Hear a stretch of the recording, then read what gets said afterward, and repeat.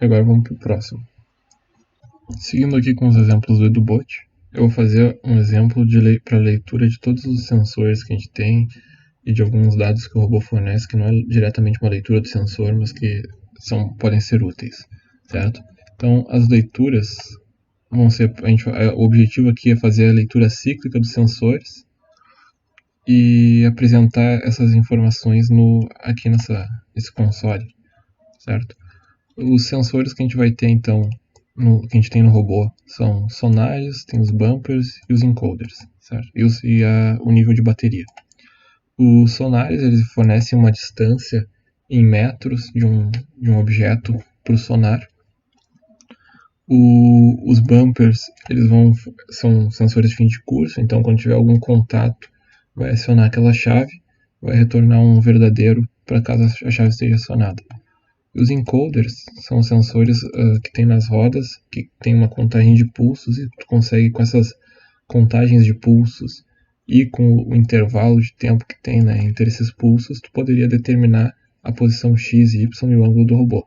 No caso, isso já é implementado, esse cálculo, essa odometria que se chama, e existe já uma função que fornece diretamente a posição X, Y e θ do robô, com relação à origem, que seria quando inicializa o programa. Então vai ter o deslocamento em X, Y e o ângulo do robô. Mas pode-se utilizar essa contagem dos encoders e esse count dt aqui para se obter esses mesmos valores, se for o caso. O nível de bateria vai ser então a tensão em cada uma das células da bateria. Certo. Bom, aqui eu já botei incluir a biblioteca e defini fiz uns defines aqui. Primeiro com o número de sonares, que são 7 sonares, o número de bumpers, que são 4, e o número de células que tem na bateria, que são 3. E eu vou utilizar daí isso daqui durante o meu programa aqui. Aqui eu também criei, então eu tenho esse ponteiro para um objeto da classe do bot, e eu criei duas variáveis, por exemplo, uma variável se eu quiser armazenar a posição do robô, eu poderia, qualquer um desses valores aqui que as minhas funções retornam, eu poderia armazenar em variáveis, né? O que vocês precisam cuidar é para o tipo de retorno da variável corresponder ao tipo da variável na qual vocês querem armazenar. Então eu tenho a variável para a posição x, sendo que a posição é um double, então tudo ok. A distância dos sonares eu vou armazenar também aqui, eu vou armazenar ela em um array, certo? E o tamanho dele é 7, porque são 7 sonares. Então aqui eu tenho aquela estrutura do programa, eu vou verificar a conexão, se tiver conectado eu vou executar o programa, se não tiver eu mando uma mensagem ali no console e o programa vai acabar. E eu tenho esse while, que seria um while enquanto o robô estiver conectado, eu vou ficar nesse loop aqui, certo? Então primeiro vamos fazer a leitura dos sonares. E aí eu tenho aqui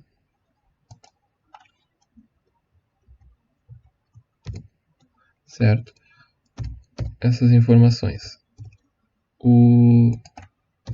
Os sonares, eles eu vou utilizar a função getSonar para ter a leitura do sonar, e ela recebe como argumento um inteiro positivo, que é o id. E esse inteiro positivo, então, ele vai de 0 a 6, porque são 7 sonares no EduBot, certo? E o valor que ele vai retornar é a distância até um obstáculo. Mas observe que ele tem uma distância máxima que ele detecta obstáculos. E quando se programa, vocês fizeram já códigos para sonar, é interessante vocês botarem um timeout no sonar de vocês, porque senão o sonar ele vai enviar uma onda de som e não tem um obstáculo, por exemplo, a menos de 2 metros, ele não precisa ficar esperando aquela onda de som retornar. Tu pode botar um timeout e tu determina então que a distância máxima vai ser a distância equivalente para aquele tempo que tu deu de timeout. No caso do EduBot, ela está programada para ser 2 metros. Então, se tiver um obstáculo a mais de 2 metros, pode ser a 3 metros, ele vai retornar como se a distância do sonar ele vai retornar como 2, porque é o tempo de timeout dele equivale a 2 metros. Eu vou fazer então a leitura de todos os sonares. Para isso eu vou usar um for, né? Eu vou ter um int i que vai de 0, vai até i menor que o número de sonares.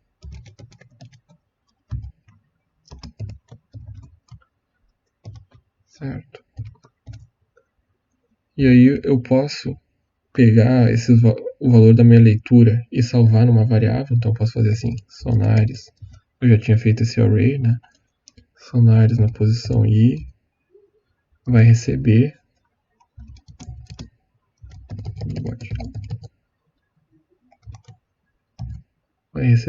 esse get sonar.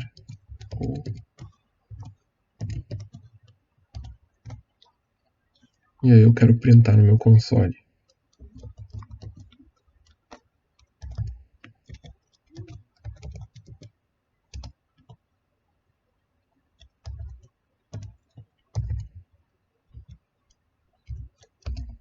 Então vou botar o número do sonar e o valor que ele está lendo.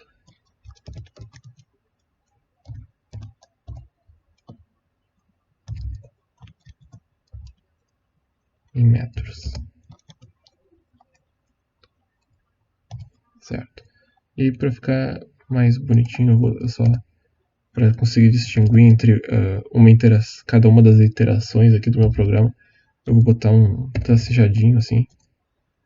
Daí eu sei o que é o que. Certo. Então eu vou printar aqui, vou fazer um for, vou percorrer todos os sonares que tem no EduBot. Vou perguntar ali para o robô qual é a distância que aquele sonar está lendo, ele vai retornar. Eu vou armazenar nessa variável e vou printar ela. Aí aqui eu vou dar vou fazer a quebra de linha. Agora eu vou fazer a leitura dos bumpers.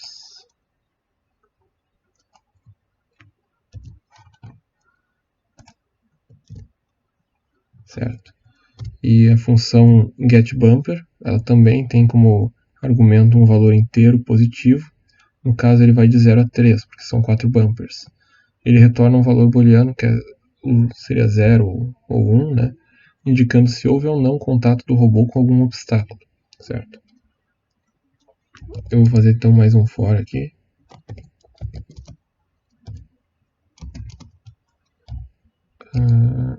Só que dessa vez esse for vai percorrer o número de bumpers.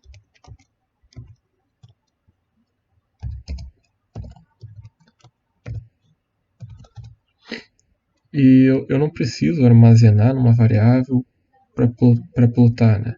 Eu poderia, por exemplo, botar direto aqui, se eu não preciso dessa variável na minha lógica, em alguma coisa, mas eu só quero olhar essa variável, eu posso botar ela direto na saída. Então eu vou botar os bumpers,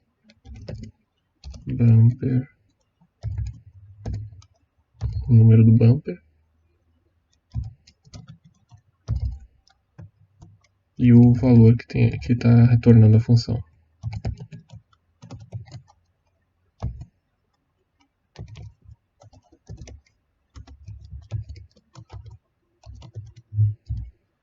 Certo. E também vou dar um cout ngl.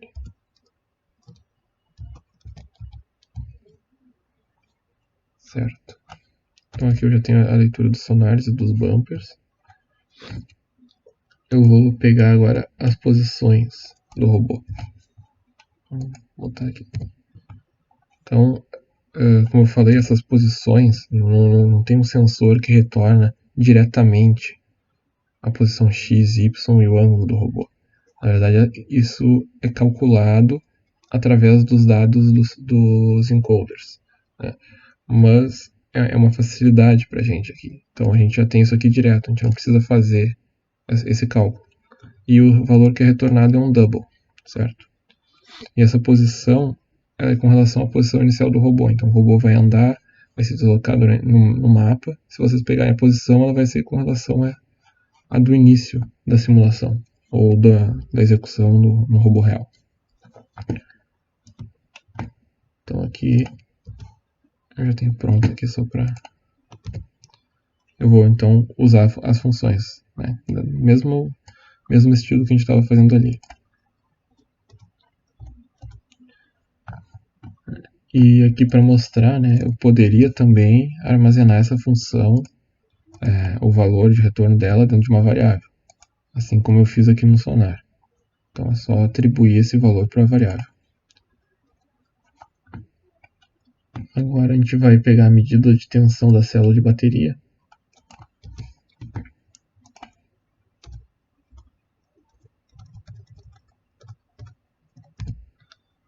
E aqui, novamente, tem um inteiro positivo, que vai representar qual célula de bateria é. E cada uma delas vai ter um valor de tensão, e o sugerido é que não fique abaixo de 3 volts, certo? E é o valor de retorno é um double. Então tá aqui, mesma coisa. E agora as leituras de pulso dos encoders.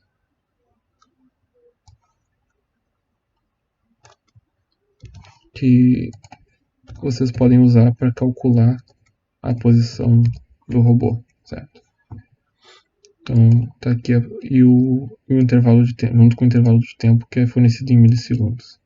Esses pulsos de encoder vão ser valores inteiros. Certo? Então temos aqui, e para não ficar fazendo essa leitura a todo instante, eu vou botar um sleep aqui também. Então eu vou ter mais ou menos uma amostragem desses sensores a cada 1 segundo, por exemplo.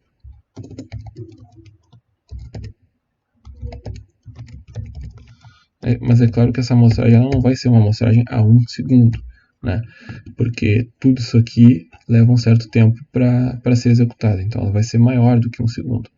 Mas eu vou garantir que pelo menos a cada 1 segundo eu vou recomeçar a fazer todo esse loop. Então eu posso salvar aqui meu programa e compilar ele.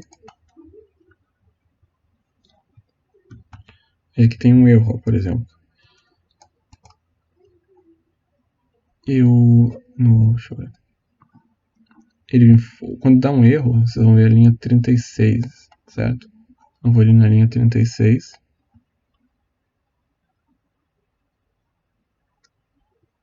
E eu esqueci de botar aí do bot lib, por exemplo. Aí agora eu vou compilar. E agora não tem nenhum erro. Então, vou abrir aqui o simulador. E eu vou botar ele num outro mapa. Acho que eu vou botar no mapa de cubos. Certo. Porque eu tenho várias leituras de sensores. Tem leitura dos sonares. E a gente pode ver alguma coisa diferente aqui. Vou dar run.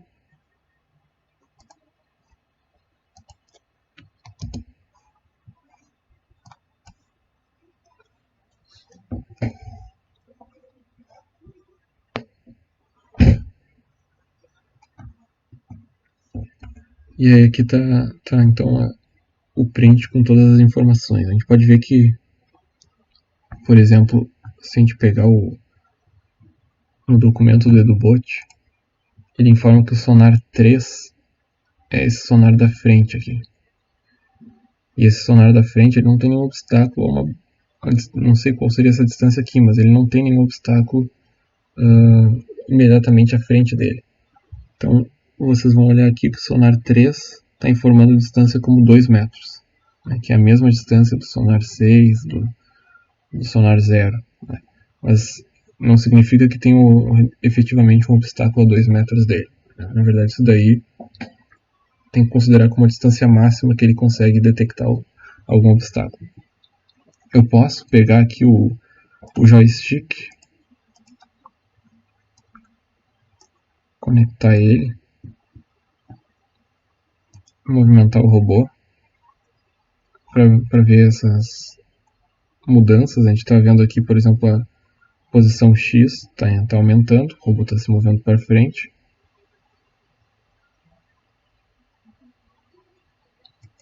Ó, parei o robô. E já tem. As leituras foram alterando. Eu posso mudar o ângulo.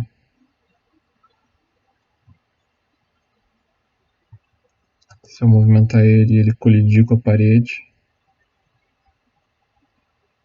ele acusou. Então o bumper